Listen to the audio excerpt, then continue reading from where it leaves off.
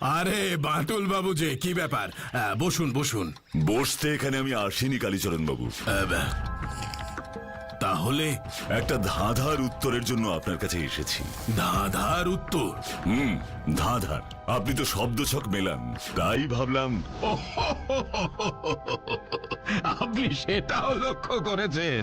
আচ্ছা আচ্ছা আচ্ছা, বেশ, দিন দিন দেখি।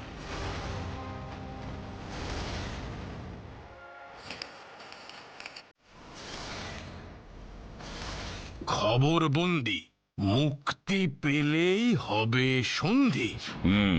এবারের উত্তরটা কি হবে বলুন তো কালীচরণ বাবু? এ তো খুব সহজ, চিঠি। কিভাবে? কেন, এ তো খুবই সোজা। খবর বন্দি কোথায় থাকে? চিঠিতে। আর চিঠি কোথায় বন্দি থাকে? খামে। খাম খুলে আমরা চিঠি পড়ি, মানে আমরা খবরকে মুক্তি দিই। আর সন্ধি মানে ওই চিঠি তো দুজনের মধ্যে যোগাযোগ স্থাপন করে। খামের ভেতর চিঠি কি শুধু বন্দি করা যায়? খামের মধ্যে চিঠি ছাড়া আর কি?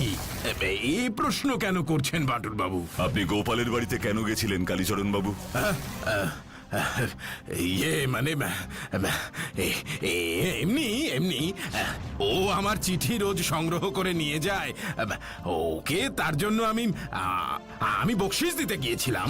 তাই নাকি আমার বুদ্ধির দৌড় পরীক্ষা করবার জন্য গোপাল আপনাকে হেল্প করছে, তার বকশিশ?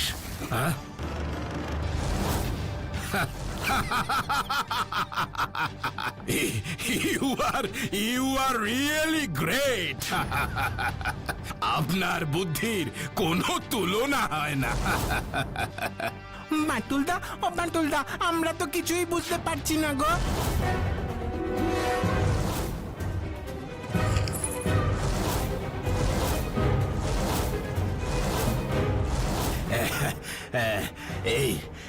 এই হলো আমার হিরে বসানো হার। আসলে কালীচরণ বাবু আমার বুদ্ধির পরীক্ষা নিতে চেয়েছিলেন, তাই নিজেই ওনার ওই মহামূল্যবান হারটা খামের ভেতর ভরে পোস্টম্যান গোপালের হাতে পাচার করেছিলেন। একদম ঠিক ধরেছেন বাটুল বাবু, কিন্তু আপনি এটা বুঝলেন কেমন করে? খুব সহজ। চোর মহামূল্যবান হারটা চুরি করলো, অথচ মূল্যবান বাক্সটা, অর্থাৎ যে বাক্সে ওই হারটা রাখা ছিল, চোর সেটা চুরি করলো না। কেন? পয়েন্ট নাম্বার 2, চোর আসলো, সিন্দুক খুললো, হারটা নিল আর চলে গেল। বাহ, চোর কি ওই চাবির গোছার 10-12টা চাবির মধ্যে থেকে জানতো ঠিক কোন চাবিটা এই সিন্দুকের? বাহ বাহ বাটুল বাবু, বাহ। অন্য চাবিগুলো দিয়ে সিন্দুক খোলার চেষ্টা হলে অন্তত সিন্দুকে চাবি ঢোকানোর জায়গাটায় ঘষাঘষির চিহ্ন পাওয়া যেত, কিন্তু সেখানে কিচ্ছু ছিল না। আর পয়েন্ট নাম্বার 3, আপনি চুরির পরে পুলিশকে খবর দিলেন, তারা কিছুই করতে পারল না। সেদিকে আপনার কোনো ভ্রুক্ষেপ নেই, সব মনোযোগ আমার উপর। আমি কি করি এই ব্যাপারে।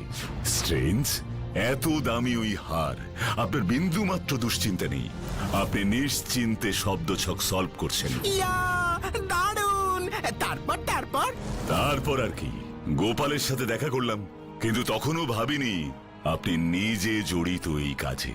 কিন্তু হারাধন বাবুর কাছ থেকে আপনি যখন জানলেন আমি গোপালের কাছে এসেছি, তৎক্ষণাৎ আপনিও চলে গেলেন গোপালের বাড়িতে। আর এটাই আমি চাইছিলাম। ও, এই কারণে আপনি করেছিলেন? আপনি কালীচরণ বাবুকে গিয়ে বলবেন কিন্তু আমি গোপালের বাড়িতে এসেছি হাত চুরির তদন্ত করতে। ওটা ছিল আমার একটা আন্দাজে ঢিল ছোড়ার মতন একটা চাল, জাস্ট লেগে গেল।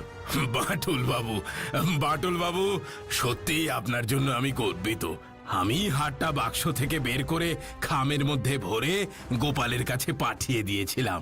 বাড়িতে সকলে ভেবেছিল আমি রোজগারের মতো শব্দছকই পাঠাচ্ছি। শব্দছকের ধাঁধার উত্তর সলভ করতে করতে আপনি নিজেই এই হারের ধাঁধাটা তৈরি করে আমার বুদ্ধির পরীক্ষা নিচ্ছেন, এমন সন্দেহ আমার প্রথম থেকেই ছিল। আপনি যদি হার চুরির ব্যাপারে আরেকটু চিন্তিত বা উদ্বিগ্ন হতেন, তবে আমার কাজটা কিন্তু আরেকটু কঠিন হতে পারত। কি আর করব বাটুল বাবু, শব্দছক সলভ করবার নেশা তো একদিন না করলেই পেটের ভিতরটা কেমন যেন গুড় গুড় গুড় গুড় গুড় গুড় করে।